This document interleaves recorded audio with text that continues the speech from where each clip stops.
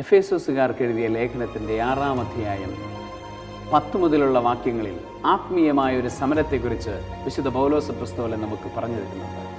ആത്മീയമായ ഒരു സമരത്തിലാണ് നമ്മളെല്ലാവരും. നമുക്ക് ഇഷ്ടമുണ്ടെങ്കിലും ഇഷ്ടമില്ലെങ്കിലും, നമ്മൾ ആഗ്രഹിക്കുന്നുണ്ടെങ്കിലും ആഗ്രഹിക്കുന്നില്ലെങ്കിലും നമ്മൾ ഒരു യുദ്ധക്കളത്തിലാണ്.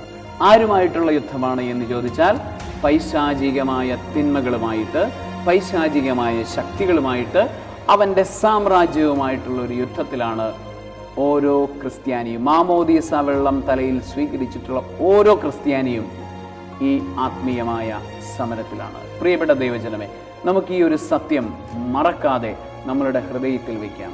ഒരു നിമിഷം നമ്മളൊന്ന് മറന്നുപോയാൽ, യുദ്ധക്കളത്തിൽ ഈ ഒരു മറവിയുമായി നിൽക്കുന്നത് സാത്താന് യുദ്ധത്തിൽ നമ്മളെ തോൽപ്പിക്കുവാൻ, നമ്മളെ നശിപ്പിക്കുവാൻ അവന് പ്രേരണയും ശക്തിയും കൊടുക്കും. ആകയാൽ എപ്പോഴും ഈ ഒരു ഓർമ്മയോടെ, അറിവോടെ നിൽക്കാൻ നമുക്ക് സാധിക്കട്ടെ.